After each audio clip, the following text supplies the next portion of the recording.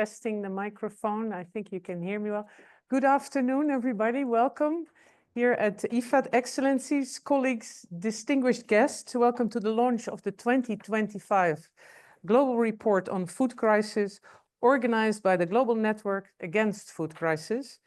My name is Pieter Nel Boogaard. I'm the Managing Director, joined IFAD last year, and it's an honor and a privilege to be moderating today's proceedings and guide us through the program as much as I can. This year's report offers sobering figures and underscores why our shared efforts matter. It reminds us that urgent action must be met with long-term investments and strong partnerships to truly break the cycle of hunger. Today, I'm pleased to share that we have a panel of distinguished speakers here in the room, as well as connected online. We have around 100 people here in person participating and over 500 people remotely connected from all over the world. We will hear from our own president at IFAD. We will hear from the UN Secretary General and the European Commission. We will hear also from the Food Security Information Network. And we will, as I mentioned, we will have a panel. But it is a pleasure to introduce the in-person and online Global Networks representatives, starting with Dr. Chu, Director General, for those who do not know, of the Food and Agricultural Organization. Mr. Alvaro Lario, of course, the President of IFAD. Mrs. Cindy McCain, very welcome, the Executive Director of the World Food Programme. Ms. Catherine Russell, Executive Director of the United Nations Children's Fund, online. Mr. Raouf Mazou, Assistant High Commissioner for Operations, Office of the United Nations High Commissioner for Refugees, also online. And Mr. Axel van Trotsenburg, Senior Managing Director of the World Bank, also online. That's not it. We have more people. We have the pleasure to hear also from key partners. Dr. Ariane Hildebrand, Director General of the Federal Ministry for Economic Cooperation and Development from Germany, online. Mr. Toby Parker, the UK Chargé d'Affaires Permanent Representative to the United Nations agencies in Rome. And Mr. Peter Cleary, the representative of Ireland at the UN-based Rome-based agencies. Before we commence, I would like to inform everyone that interpretation is available in Arabic, English, French, and Spanish in the room and on Zoom platform at the bottom bar online. I am now pleased to give the floor to the President of the International Fund for Agricultural Development, the host of this event, for welcoming remarks. Mr. Alvaro Lario.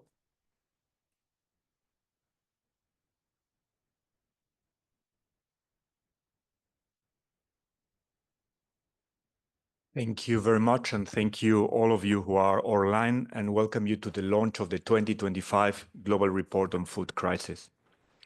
Unfortunately, as we are all seeing, the news are sobering, and we are really losing ground in our fight against hunger.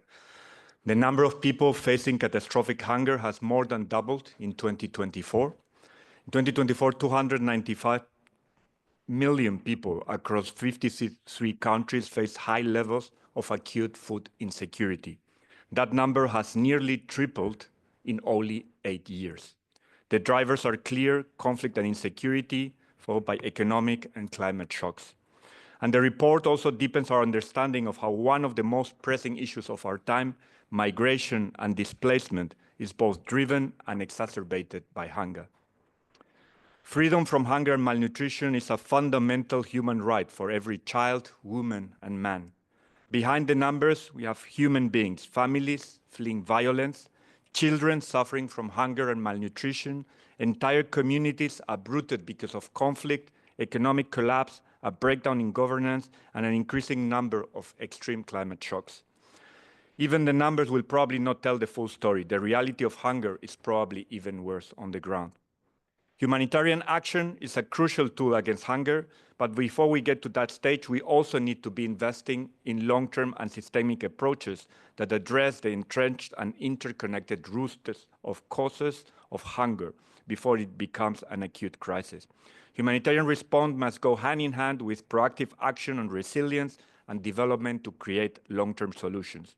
At the heart of these investments, the three Rome-based agencies focus on small-scale food producers who are central to global food security, climate adaptation, and growth, especially in fragile centers. For IFAD, as a financial institution dedicated to investing in rural people, we know the important role that financing plays in building these resilient rural economies and on strengthening food systems. Strengthening local food production, restoring livelihoods, expanding access to rural finance, infrastructure, market, creating the conditions for the rural people themselves to lift themselves out of poverty and hunger. Stronger resilience means less crisis, fostering stability, peace, and security. As a proud member of the Global Network Against Food Crisis, we are committed to continue investing in addressing the root causes of food insecurity and building resilient rural communities. Dear friends, the findings of this 2025 report underscore the urgent need of coordinated and joint global efforts to address the root causes of food insecurity. In the current difficult and challenging geopolitical context where there's immense pressure on official development assistance, it's more important than ever to reduce fragmentation and strengthen partnerships with our respective comparative advantage. It's also important to leverage and continue leveraging development financing in a more catalytic way. And MDBs and IFIs such as IFAD must play a strong role in bridging the humanitarian and development nexus. This is a critical moment as the very cooperation we seek faces threats from many directions. It is more important than ever to come together to address the global food crisis and its causes. Multilateral cooperation and stronger partnerships will be essential to deliver. We need to do more together, not less. Thank you very much for your attention. Thank you very much for that, Ms. Lario.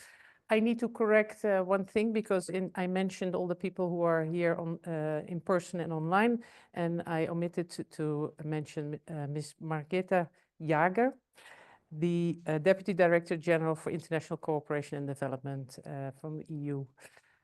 Apologies for that, first of all. But I would like to continue with a short video message from the UN Secretary General. The global report on food crisis reflects a world dangerously off course. Hunger is not a crisis bound to one place or time. It's a chronic catastrophe.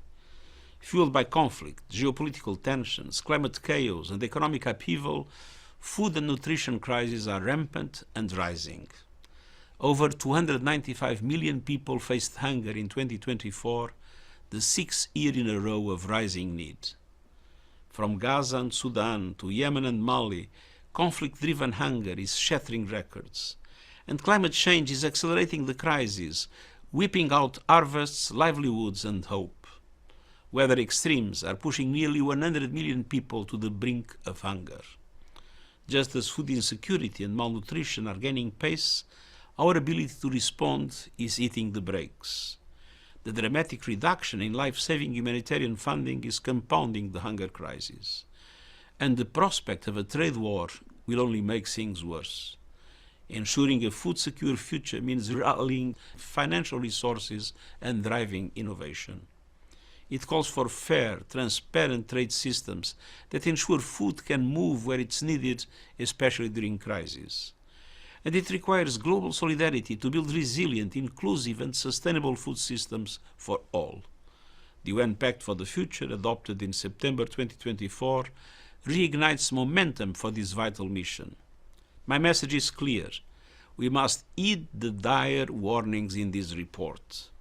This July, the second United Nations Food Systems Summit stocktake, taking place in Addis Ababa, will be an opportunity for all of us to unite and boost our efforts. The time to act is now. Let's end hunger together.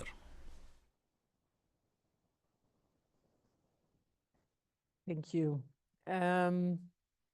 We now turn to our partners from the European Commission, who have long championed the work of the Global Network and supported the production of this report as well as others. We are grateful for Ms. Hadja Labib, EU Commissioner for Equality, to join us also via video. But as I mentioned, not only her, Ms. Margrethe Jager, who specially traveled to Rome for this event, will also provide her remarks. But we will start with another video first.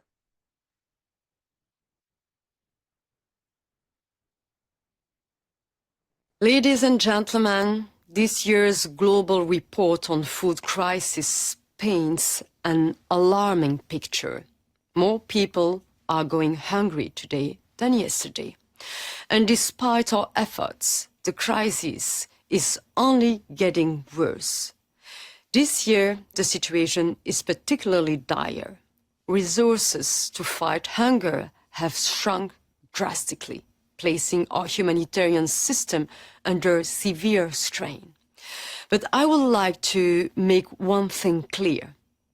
The European Union will remain a reliable and principled donor. We will not walk away from our commitment to fight global hunger. We will not abandon the most vulnerable. Dear friends, today we face a new reality. Doing more with less is no longer a choice. It is a necessity. That's why we must work smarter and more efficiently right now. The entire humanitarian community is rethinking how to make this happen. Cash transfers is one way to help us deliver, and more efficiently, this is an area where the EU is a global leader. Last year, over 1/3 of the EU's humanitarian food assistance was provided in the form of cash. We must also target aid more effectively to ensure our resources reach the most vulnerable. This means improving data management and, at times, making tough choices. Early warning systems, anticipatory action, and digital technology are also making us more efficient. And of course, better integrating humanitarian and longer-term efforts following a nexus approach. I also want to stress the vital role of international humanitarian law, especially as conflict remains the leading cause of global hunger. In recent months, we have seen hunger used as a weapon of war, humanitarian access denied, and humanitarian workers and facilities under attack. This is not acceptable.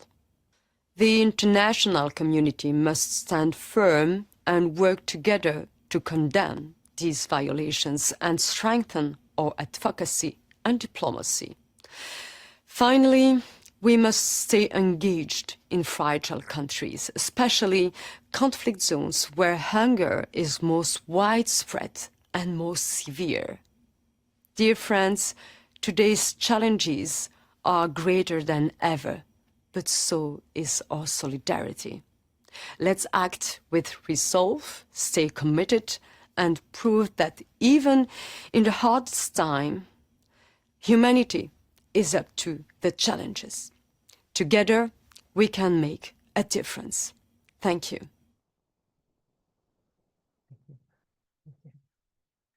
I would like to invite you to the stage, please, for your remarks, the lectern.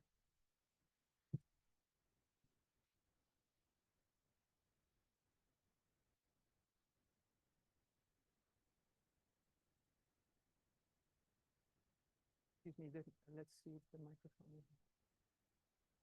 yes, it's working. No, yeah. Let me start. Excellencies, the words of Commissioner Labib reinforce the desperate reality of worsening food and nutrition crisis that is affecting many regions of the world. So 295 million people last year were affected by food crisis, and the situation, as you know, is getting worse by the day. Especially worrying is that malnutrition has reached extreme high levels among children. Today, we are confronted by geopolitical instability, funding cuts, trade wars, and questioning the multilateral systems, on top of well-known crises. And all this is impacting the poorest the most. We cannot afford more instability or more volatility in decisions and actions. This should be a wake-up call not only for Addis Ababa, but also for Seville summit. As the global network against food crisis, we have demonstrated clear leadership to rally together to understand the global food insecurity.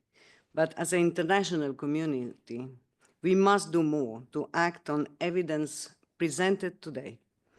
We need to do so with urgency and unity, and that's why I'm here.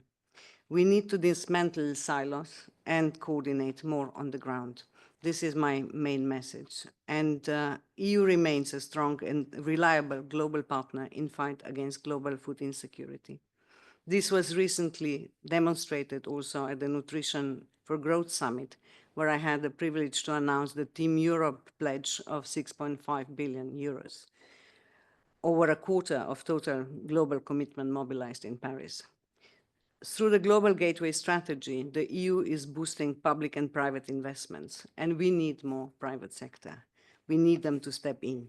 That also includes the investments towards sustainable food systems, addressing the structural vulnerabilities that lie at the heart of food crisis. This is also highlighted in your report and with which we are fully aligned. So moreover, we continue to work with our colleagues in humanitarian department in fragile settings, and we need to apply Nexus to fight hunger. So the scale of complexity of global challenges require collective actions. Therefore, as Commissioner said, our main message is Europe continues to be reliable and predictable partner and donor. As Team Europe, we remain largest provider of ODA. Furthermore, we reaffirm our commitment to rule-based multilateral system as the most efficient and effective way to respond to the global challenges. As we strive to progress on SDGs, we must redouble our effort. With that, I would like to extend my gratitude to the Food Security Information Network and all partners, and the European Commission GRC, who've been behind this report. The report, ladies and gentlemen, is a testimony to the fact that the hunger knows no border, and neither should our responsibility. Thank you very much. Thank you. Thank you very much for these words, Ms. Jäger, and of course for your commitment and engagement and support financially and in many other ways. It's very valuable. We've heard already quite some data, but the data and the analysis at the core of today's discussion will be presented as well. The key findings of this year's report by Ms. Sarah McHattie. And I would like to invite you to the stage to present those to the audience. Thank you.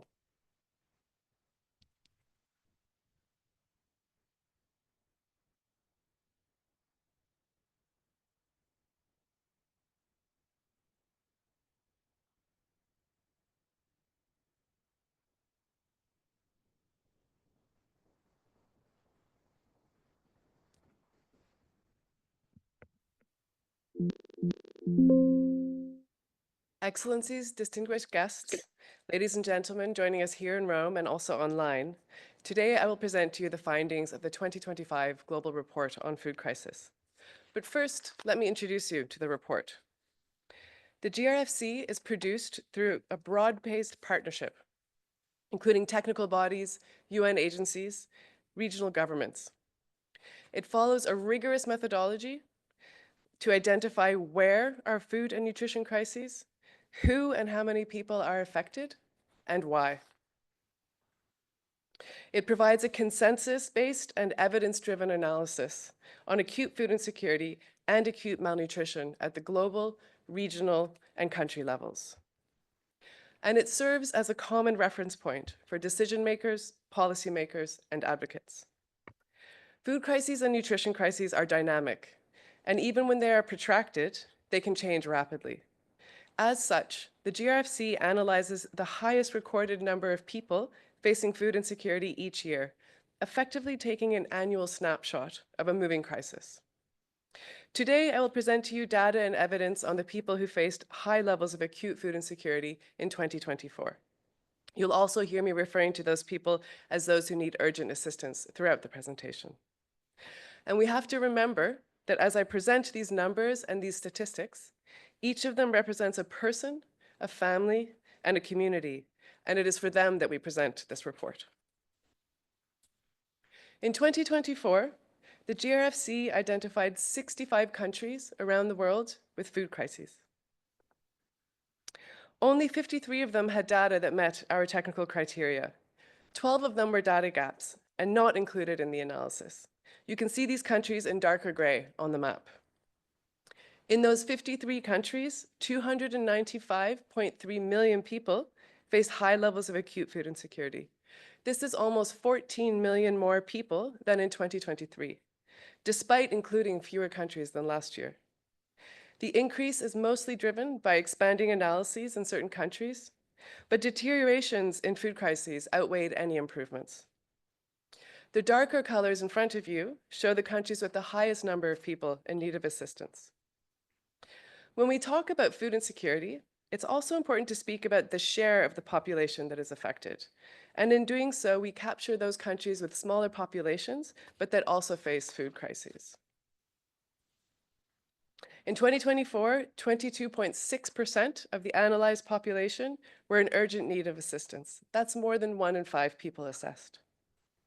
And using this metric of share, you see here in darker colors in front of you, a different set of countries with food crises emerging. Palestine again had 100% of its population in need.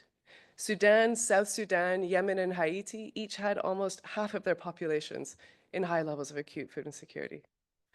The dots on this map indicate displaced populations. The darkest dots show us where more than half of those displaced were in need of assistance. These next few slides will present data on the severity of acute food insecurity. And for those of you who are good at figures, you'll note that the statistics do not add up to the global number.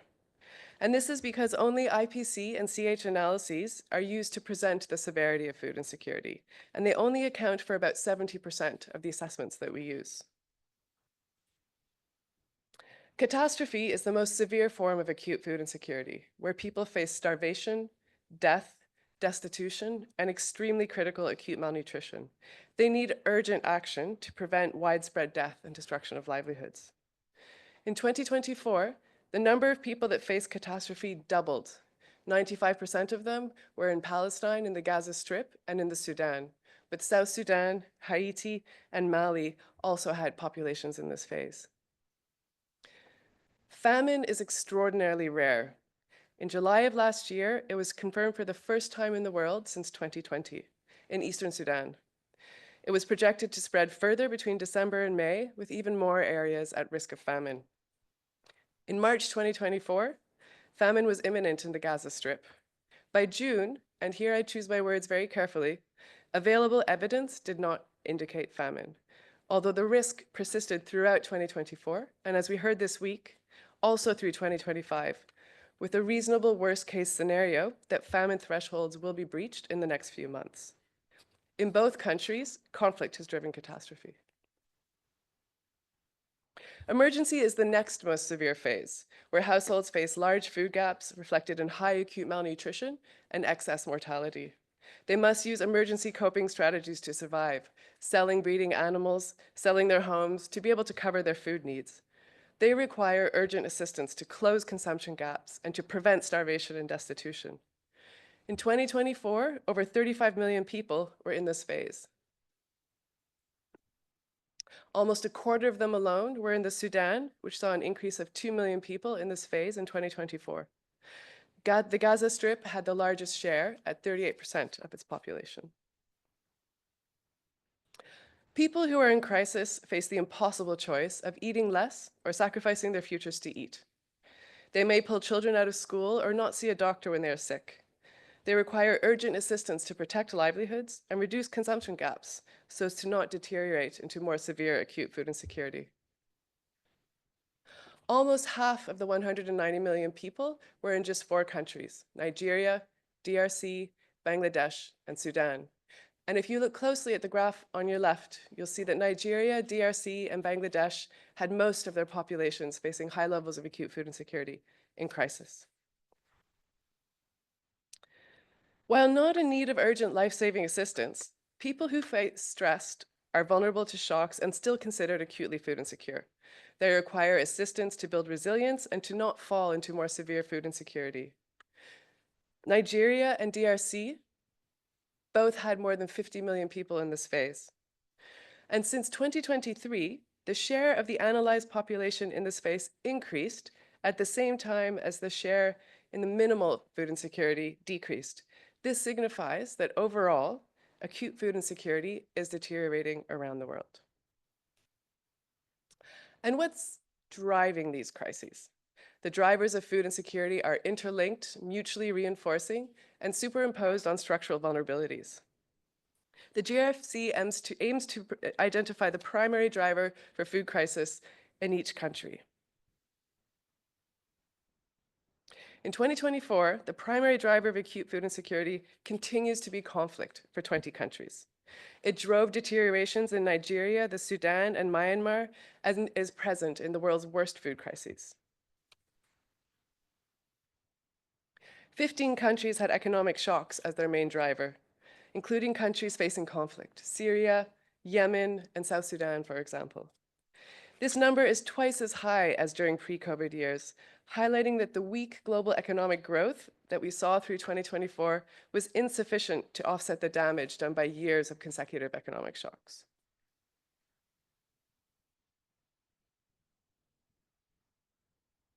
Weather extremes were the primary driver in 18 countries. While this is the same number as last year, their extent and impact increased. 2024 was the hottest year on record, boosted by a warming El Niño event. Precipitation extremes increased in some areas, including a strong monsoon in Asia. And the El Niño also brought hot and dry conditions to Southern Africa, causing devastating drought in those countries. Because we're in our 9th year of publication, we're able to provide a trend analysis of the evolution of food insecurity since 2016. In this graph, the dark beige bar represents the total population of all the countries included in the GNAFC. The orange bar is the number of people in need of food assistance. We can see that 2024 is the 6th consecutive increase, and that the number has almost tripled since 2016. In fact, 35 protracted food crises account for 80 to 94% of this number of people in need of assistance each year. The yellow bar is the analyzed population. We see that 2024 is the 5th year of over 20% share in need of assistance, meaning that since COVID, each year, 1 in 5 of the people we assess is facing high levels of acute food insecurity. For the first time, the GNAFC introduces a definition for nutrition crisis, and we're able to highlight where there are high levels of acute malnutrition among children and pregnant and breastfeeding women. 26 countries had nutrition crises. The darker colors on the map show the most severe: Gaza Strip, Mali, Sudan, and Yemen. 4 countries were nutrition concerns, here colored in pink. In 2024, there were almost 38 million acutely malnourished children, and more than 10 million of them face the most severe and life-threatening form of malnutrition. The majority of them are found in just 7 countries. Almost 11 million pregnant and breastfeeding women were in 21 countries. As well as this being an alarmingly high figure, the fact that we only have data from 21 countries show how little evidence we collect on this highly vulnerable group. Displacement is both a driver and an outcome of food insecurity. This week, we learned that the number of IDPs globally continued to rise, and in fact has doubled since 2018, primarily due to conflict. Most displaced people are in countries with food crises, where we also see a similar rising trend. In 2024, there were almost 96 million forcibly displaced people, half of them in just 4 countries: Sudan, Syria, Colombia, and DRC. 75% of this total number were internally displaced. And in the 15 countries where we have data on both the displaced and resident populations, the evidence shows the higher severity of acute food insecurity among displaced than host populations. This is most strikingly apparent in the Sudan, where famine was first identified in IDP camps, and also in the Gaza Strip, one of the worst food crises covered by the GNAFC, where the vast majority of the population is displaced. What is the outlook for 2025? conflict continues to be on the rise and will remain a key driver in 2025. It is driving famine and risk of famine in the Sudan and the Gaza Strip, both due to the direct destructive impacts of hostilities, but also because conflict impedes the delivery of life-saving assistance to those in need. Already in the first months of 2025, we have seen significant escalations, including in DRC and Palestine, where projections on the number of people in need have been revised upwards. Economic shocks are likely to again become an important driver. In early 2025, the imposition and posturing around tariffs fueled uncertainty and introduced volatility to the global economy. Global growth projections have been downgraded, and as we heard earlier, were already anyway insufficient to counter the effects of years of successive economic shocks.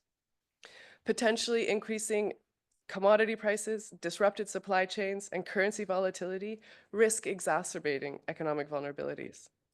And inflation rates are expected to remain high in many countries, including some of the worst food crises: Yemen, South Sudan, Nigeria, and Zimbabwe. This risks further aggravating food insecurity, and malnutrition. The Earth's warming trend is continuing. Below average rains late last year and early this year will aggravate food insecurity in some parts of East Africa, particularly those areas only now recovering from the recent drought, but also in Afghanistan, Pakistan, Iraq, and Syria. Rains in Southern Africa brought some relief from the 2024 drought, but in some countries it was too late to ensure a good harvest. Flooding is a risk in a number of countries, including Bangladesh, Sudan, South Sudan, and Myanmar, which was also struck by a severe earthquake in March of this year. And a strong hurricane season is expected in the Caribbean.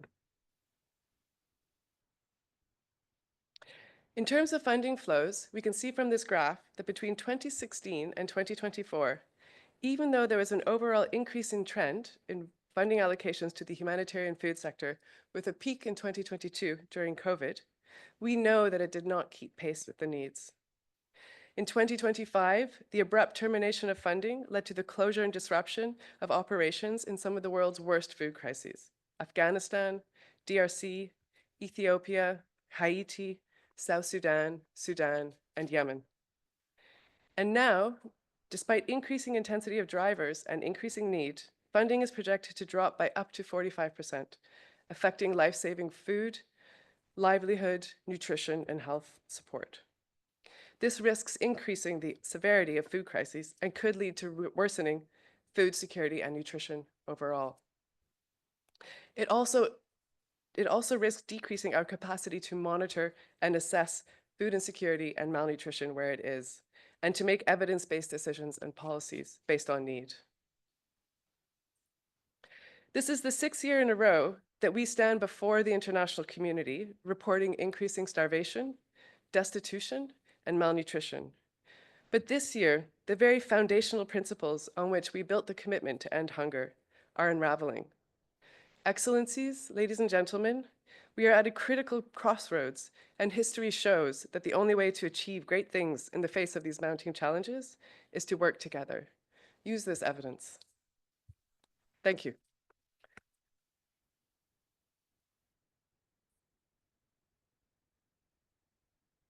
Thank you very much for that. It was not a cheerful message, unfortunately, by the global coordinator of the network. But the good news is we have the data. There's an analysis of the root causes, so we should know what the solutions are. I would like to give the floor now also to the Global Network Against Food Crisis, its members and its partners.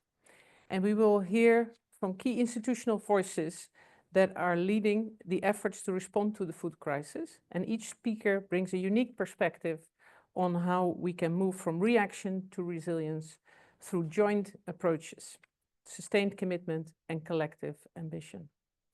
So I would like to start with inviting the Director General, Dr. Chu, of the Food and Agriculture Organization to open the high-level panel.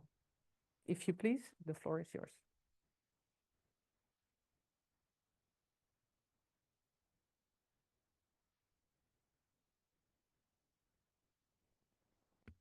Okay, thank you. Dear colleagues, today, as we launch the 2025 Global Report on Food Crisis, one thing is clear. Acute food insecurity is not just a crisis. It is a constant reality for millions of people, especially in rural areas and vulnerable communities. Despite our collective efforts, the number of the people at risk remains unacceptably high. Conflict, wars, extremes, and economic shocks continue to drive the hunger, push millions into crisis, emergency, and catastrophic levels for food insecurity, especially IPC 4 and 5. Funding shortfalls and shifting global priorities are further narrowing the space to invest in building resilience, especially of vulnerable communities, and for the transformation of global agrifood systems to be more efficient, more inclusive, more resilient, and more sustainable. This strengthens our ability to reach those most in need, our ability to reduce long-term dependence on aid, and our ability to mitigate systematic risks. Today, we have an opportunity to rethink how we respond to food crisis and to focus on the maximized impact. The 2025 Global Report on Food Crisis informs us of the countries facing the most severe food crisis, the drivers behind them, and the number of people affected. It tells us in the no uncertain terms that the emergency response and the development can no longer be separate tracks. This investment must be complementary and sequenced, and they must be delivered at scale. Our actions has to meet the independent needs, but also immediate needs, but also lay the foundation for lasting solutions. This is the path forward. We know that most people facing food crisis live in the rural areas. And for them, agriculture is not just a livelihood, it is a lifeline. They wanted to be able to stand on their own feet, to grow their own foods, and to secure their own futures. We must listen and act on their priorities. This is a path we have to follow. Not sitting in the office, create your own solutions, action plans, which didn't ask what is the real need on the ground. That's something I think years, we need to crack, refocus, recite, reprioritize our action plans. That's the big mistake we should crack together. This is why investment in emergency agriculture is so critical. It is not just a response, it is a solution that is uniquely cost-effective and can deliver significant impact. Each $1 US invested in the emergency agricultural support can generate $7 US in benefit, providing food, income, and stability to farmers and their communities. Best FAO examples in Afghanistan during past years.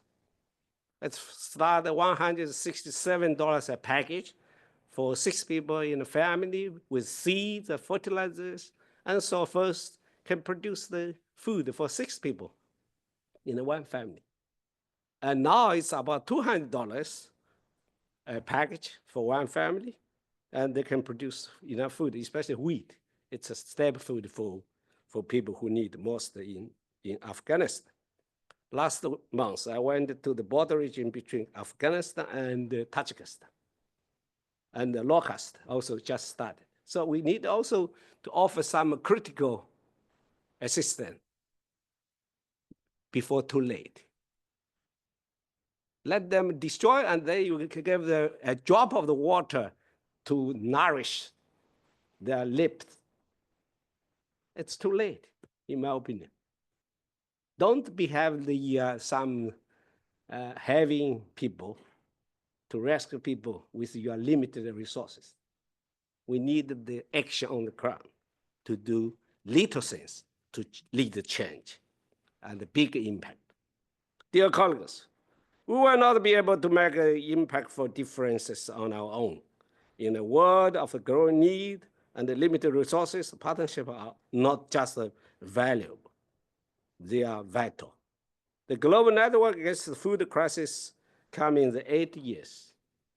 It's short, but let's continue. After times, you do little things continuity, and you will create a consequence. Of course, it's a positive consequence for the impact. Working together, working as real partners, especially for agri-food systems, we need to work as a collective voice and collective actions. The walk, the talk. It brings together data, expertise, resources, and a common commitment to ensure that no one faces hunger alone. It is also recognized the complementary role of the broad efforts such as the Global Alliance Against Hunger and Poverty, which was endorsed by last year under the G20 presidents of Brazil, and actually endorsed by 82 leaders, president and the prime minister of the members, cover the majority of this planet. We should take each part of the action, big or small, and we can work together to tackle the root cause of the food crisis. Without the development, without the emergency short-term development, without the solution, solve this big problem.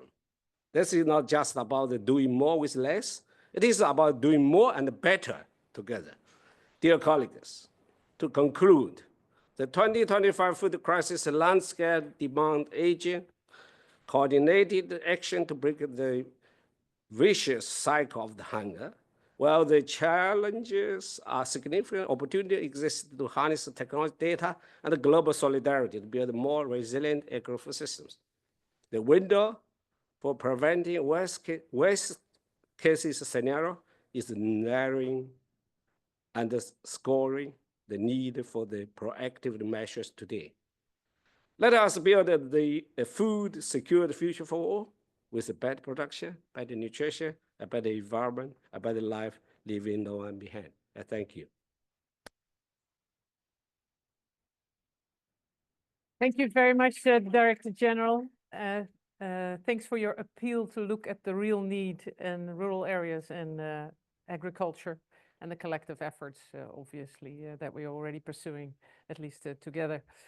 I would like to invite Mrs. McCain next to the stage to share her views, the Executive Director of the World Food Programme, for those who do not know. Please. Thank you. And I appreciate the opportunity to be here, and I sincerely am grateful for the invitation from you, President. Excellencies, ladies and gentlemen, good afternoon to all of you. As we've just heard in the presentation of the report's findings, severe hunger and rates of child malnutrition have surged again over the past year. The number of people experiencing catastrophic levels of food insecurity has doubled just in the past 12 months. Since the last report 1 year ago, famine has been allowed to tighten its grip on desperate families in Sudan, trapped in a vicious civil war. And it threatens to overwhelm the exhausted people of Gaza in the weeks and months ahead. Today, in 2025, this is completely unacceptable and a collective failure of the international community. Tragically, these headline conclusions offer only a glimpse of the scale of human suffering captured in this report. The sad truth is that around the world, tens of millions of people in countries ranging from Afghanistan and DRC to Haiti and Myanmar live in the permanent threat of starvation as they struggle each day to survive. Yet even as needs are surging, the humanitarian sector is having to navigate a new and unprecedented financial and political landscape. Quite simply, the system is underfunded, overstretched, and being challenged like never before, and every agency has been hit hard. WFP, like other UN bodies, is facing deep budget shortfalls, which have forced drastic cuts to life-saving food aid. Millions have lost or will lose WFP assistance. I've recently been in Haiti and Uganda, and I've seen for myself the impact of these funding pressures and what they're having on people we serve. WFP's internal analysis has found that on current trends, a further 14 million people may be plunged into the emergency phases of food insecurity due to the cuts we're being forced to make.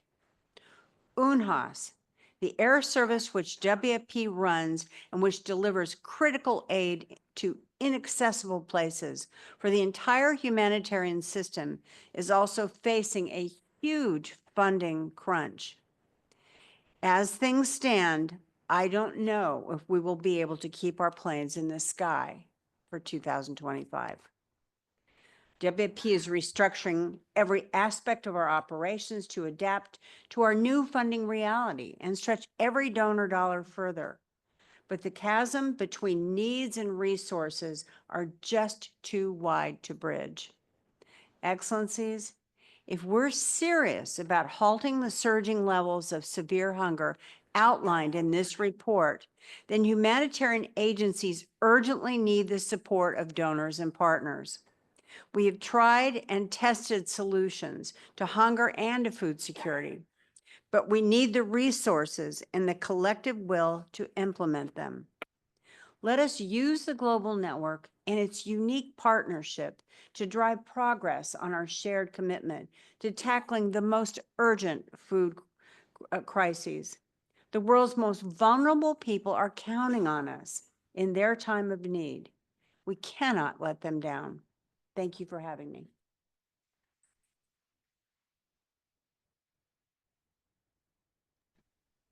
Thank you for that message. Unfortunately, Ms. McCain has to leave early, but really appreciate that she was here to share her message and remarks. The next one I would like to invite to speak is the president of IFAD, Dr. Alvario Lario.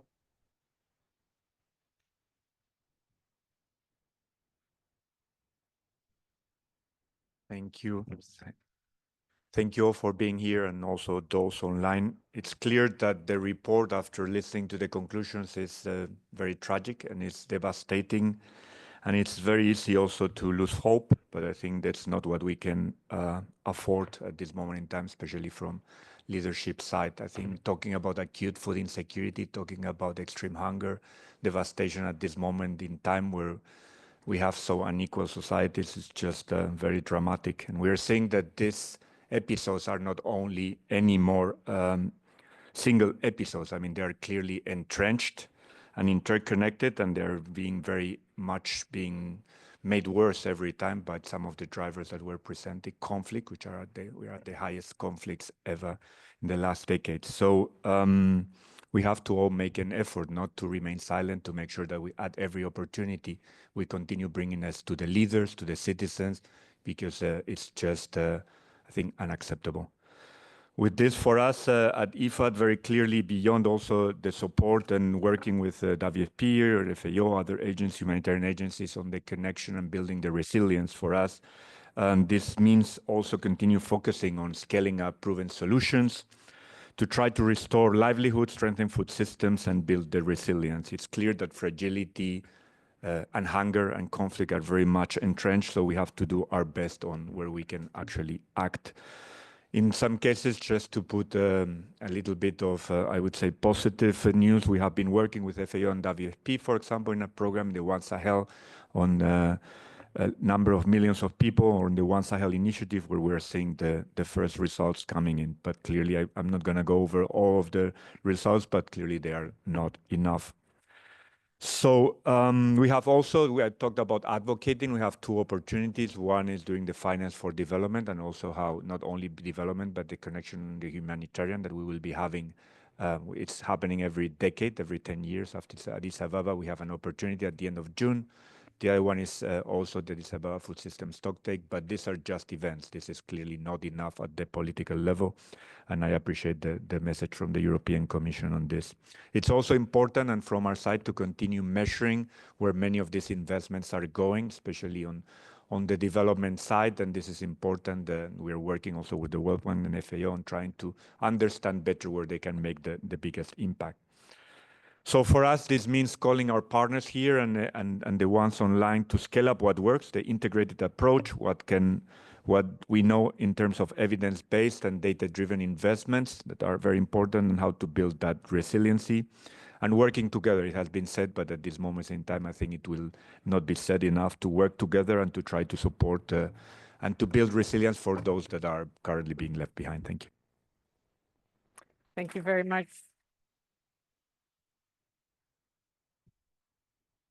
So the next one I would like to invite to speak is Ms. Catherine Russell, Executive Director of UNICEF. She will be connected online.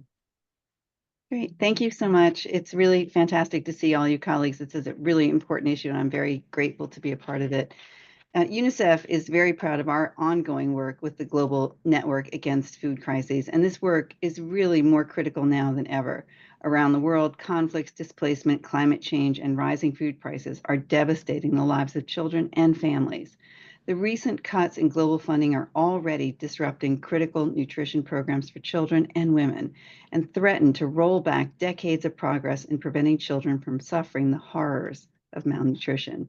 We estimate that at least 14 million children are at risk of severe acute malnutrition, which we know can cause permanent cognitive and physical damage and even death.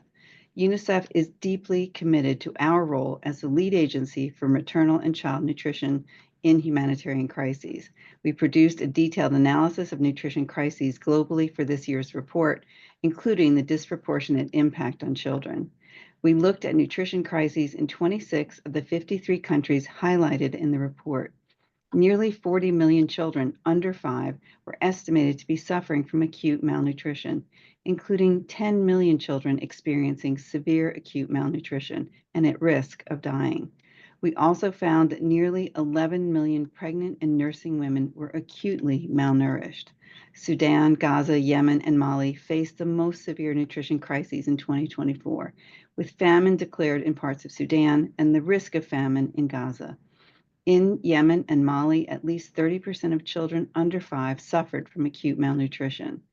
Poor diets and inadequate nutrition were widespread across most of the areas we assessed, with many children not receiving the minimum variety of food groups needed for proper development.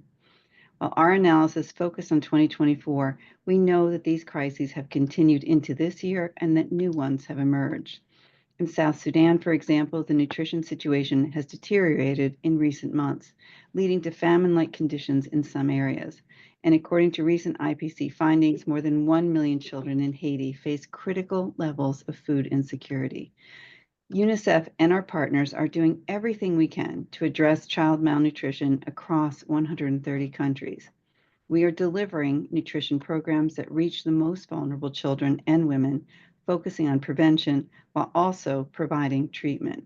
As the nutrition cluster lead in humanitarian emergencies, we coordinate responses while strengthening national capacity to withstand future shocks. Together with WFP, we are piloting a joint approach to the comprehensive prevention, detection, and treatment of child wasting across 15 high-burden countries, reaching millions of the most vulnerable children with life-saving interventions. But despite global efforts, millions of children remain at risk. Nutrition remains severely underfunded. In a world of plenty, there is no excuse for children to go hungry or to die of malnutrition. Hunger gnaws at the stomach of a child. It gnaws too at their dignity, their sense of safety, and their future. We know what it takes to save children's lives. We cannot turn our eyes from the children who desperately need our help. Thank you so much.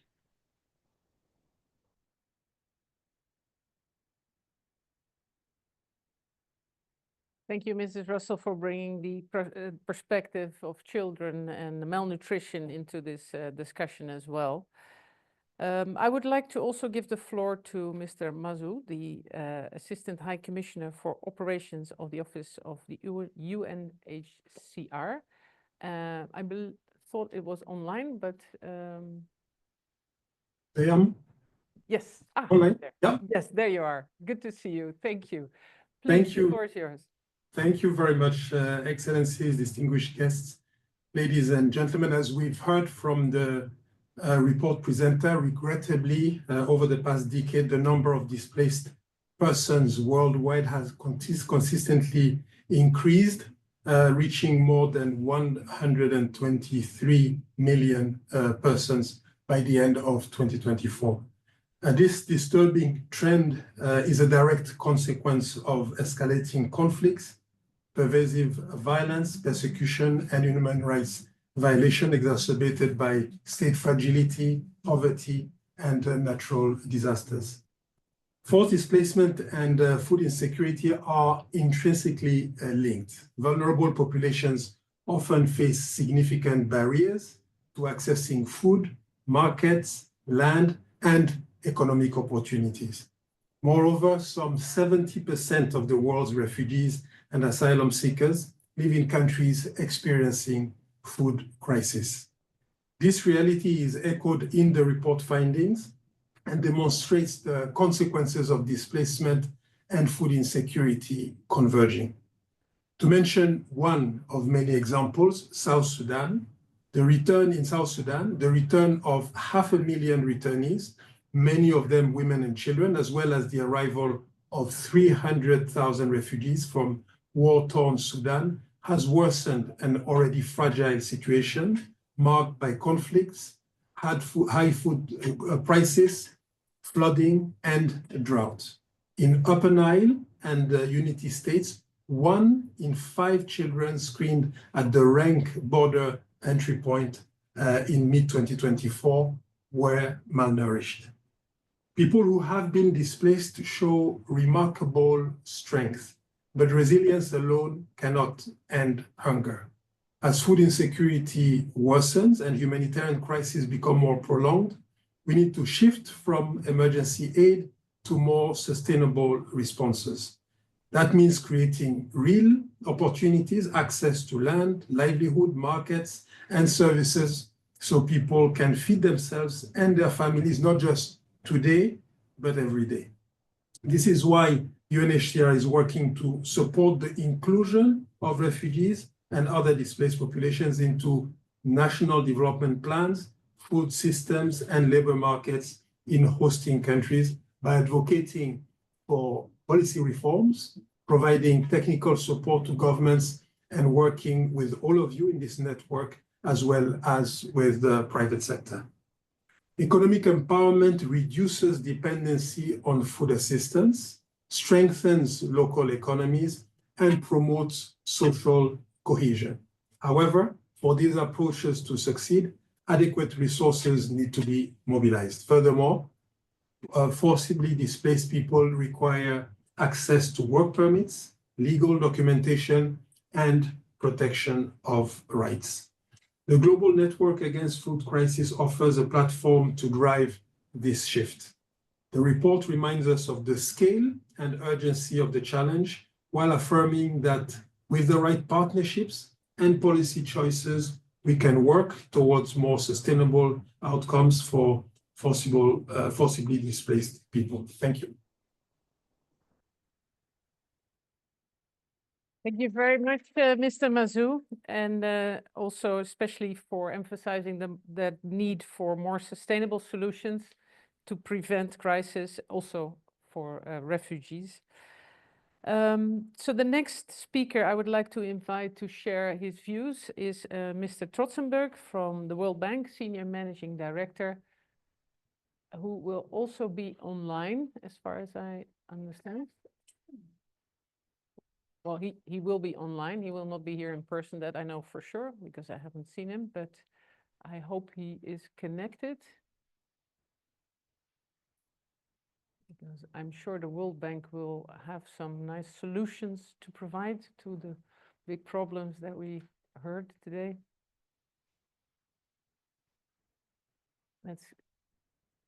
Wait for a moment.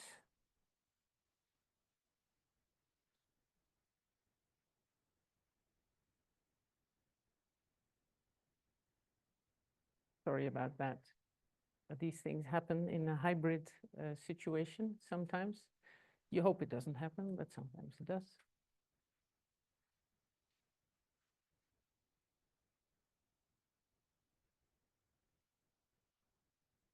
No. I think it's a technical issue. So maybe let's suggest we continue with the program.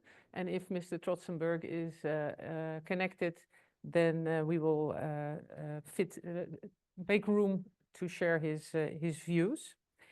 But that leaves me to at least thank the Global Network members for these compelling and forward-looking contributions.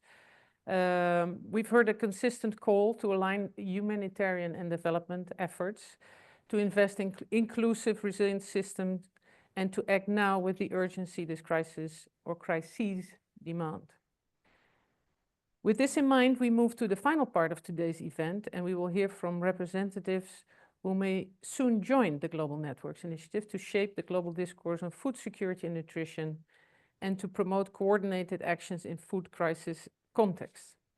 So I'd like to introduce and ask Ariane Hildebrand, the Director General from the Federal Ministry for Economic Cooperation and Development from Germany, one of the key partners. And I believe Dr. Ariane is also online, I hope. If not, no despair. I am here. Can you hear me? Can you see me? Dr. Hildebrand, thank you very much for joining. Please, I'm here. Go ahead. Right here. Thank you. Thank you very much, ladies and gentlemen. First of all, my sincere thanks to IFAD for the invitation to be here. The previous speakers have eloquently commented on the findings of the report and stressed how concerning the ongoing deterioration of food security is. The situation is dire, as we have heard, 6th year in a row. Funding is not sufficient. So this is a difficult situation. And this is also why the fight against hunger and poverty is and remains a top priority of German development cooperation.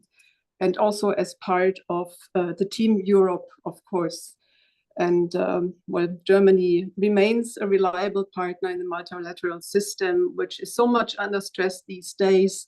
When we hear this report, it seems as though we live in a time of ambitions that are not met and of promises that are broken. There is such an impressive array of important partners in Rome and online today. This stresses, I think, one of the most important lessons of the report. You must work together. And if I may echo what I have heard so far, we need solidarity, we need to act together, we need partnerships, we need unity, we need cooperation and coordination. But I also heard that we need a change, we need to rethink, we need innovation, and we need more effectiveness. And of course, we need data. So that's the good thing, we have data. The Global Report on Food Crises is one of the flagship publications that guides understanding and consensus-based analysis. And reliable data allows us to prioritize actions that have the greatest impact and that make sure support is going where it is needed. And for this reason, my ministry, BMZ, supports IPC's strategic plan to ensure that publications like the Global Report on Food Crises can draw from a high-quality evidence-based. The high-level representation and the expertise convened at this event speak for themselves, I think. The results of the Global Report on Food Crisis are backed by the key contributors for global food and nutrition security. And I'm convinced that the multi-stakeholder approach behind this initiative is exactly the right approach. It can be at least part of a solution. Pulling together makes us more adaptive to changing circumstances and more likely to find context-specific solutions, because everyone has a right to sufficient, safe and nutritious food in all contexts and everywhere. Thank you for your attention. Thank you very much for joining. Hello. The next two guests are live here in person, ready to speak. I don't think the World Bank is online yet. I'm just checking. Okay, but let's continue. I would like to invite Mr. Toby Parker, the UK Chargé d'Affaires and Permanent Representative to the UN agencies in Rome, to the lectern to share some reflection. Thank you. Thank you, and hopefully no technical issues with me being in the room. So thank you very much to all the panelists and everyone who's contributed to today's session for their insights on about how to address global hunger. It really is appalling to hear about the state of food insecurity in the world today. And not only that, we've had famine confirmed for the first time since 2020. The world is far off track to achieve SDG 2 on ending hunger and malnutrition, and with millions facing extreme lack of food and acute malnutrition, the importance of collaborative efforts like the Global Network cannot be overstated. This cannot go on, and the UK is determined to act and redouble our efforts to respond to hunger and to tackle the drivers of need. We welcome the findings from the global report and today's discussions on the implications to work towards a more coordinated and effective response to help the most vulnerable populations. We are supportive of initiatives that unite like-minded partners and support new approaches to partnerships to amplify our collective responses. By sharing our knowledge and leveraging strategic investments, we can create lasting solutions. For our part, the UK is committed to supporting more effective and locally led responses to acute food crises and preventing them through early action and resilience building. We must invest in long-term practical solutions, including to increase climate resilience, nutritious food production, expanding social protection systems, and greater income security, and preventing and treating the worst forms of malnutrition. It is also essential that we tackle the underlying drivers, including conflict, climate change, and economic shocks that underpin so much of the world's famine risk and extreme hunger. It really is surprising to hear how many of these are driven by political and economic risks. So, thank you, IFAD. Thank you to the Global Network for bringing us together here today. The UK will continue to prioritise tackling hunger through our aid programmes, through our diplomatic network. We must continue to work together to tackle food crises now and in the future. Thank you once again. Thank you. I would also like to ask Mr. Peter Cleary, representative of Ireland to the UN Rome-based agencies, to share his reflection. Excellencies and friends, good afternoon. I won't keep you long because we have covered a lot of ground with eminent speakers already. Good afternoon to you all. Today, as we launch the Global Report on Food Crisis, it comes at a timely and challenging juncture with acute hunger now growing for the 6th consecutive year and 295 million individual people globally facing high levels of food insecurity on a daily basis. I don't think we have a concept of what 295 million individual people are. You know, it sounds like a little phrase, but we don't have an actual concept. This represents a tripling of the number of people in acute hunger since 2016. And despite the scale of the human suffering involved, funding globally is plummeting and political support is waning.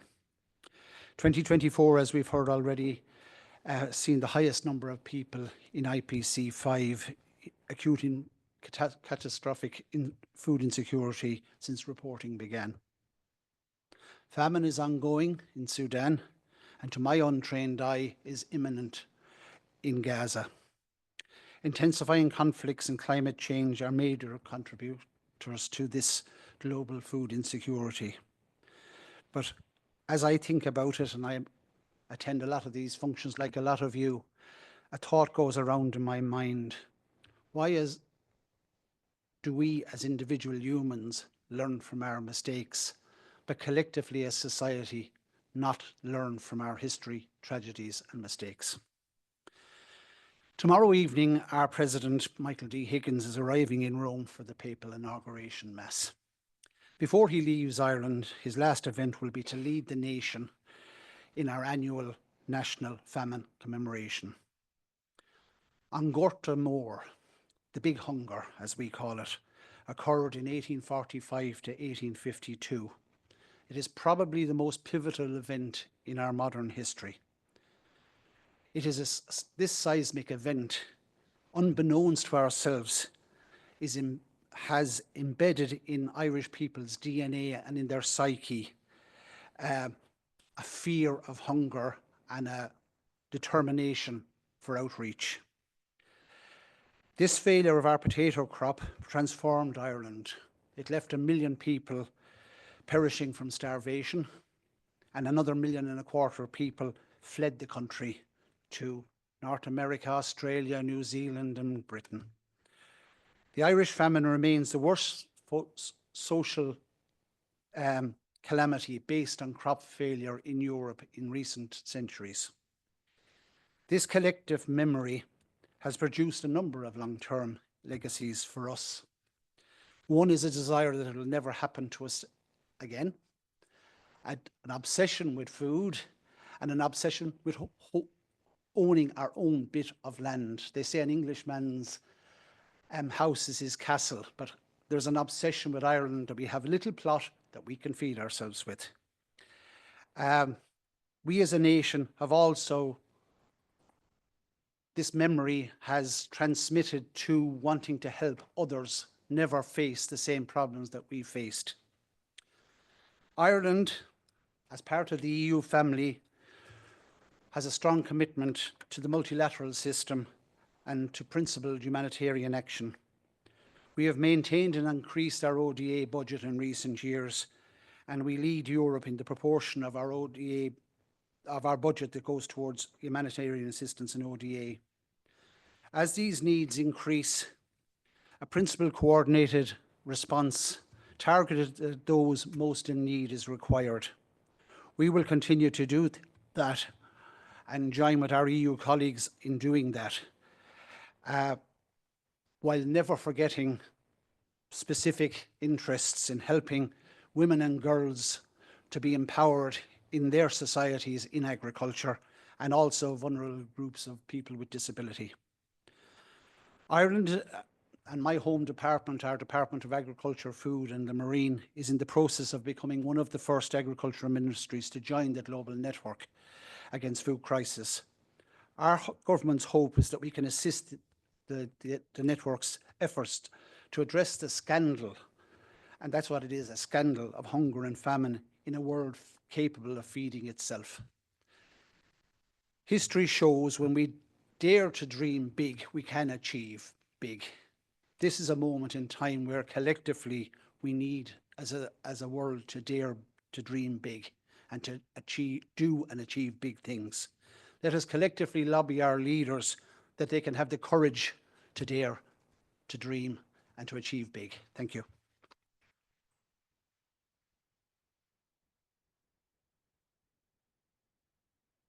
Thank you very much for that, to bringing it alive in such a way, and also to show that you can actually learn from history today. This brings us to the end of this event, and I would like to thank all of you who've joined us today, either as participants, listeners, or contributors.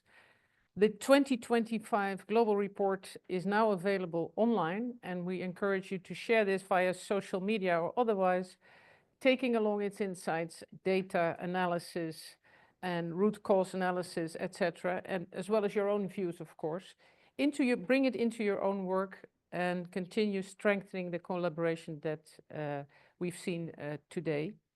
This is not just a report, it's a call to action, as I think everybody clearly emphasized. And let's ensure the findings we've heard today translate into meaningful and collective impact. So this concludes our event. Thank you very much.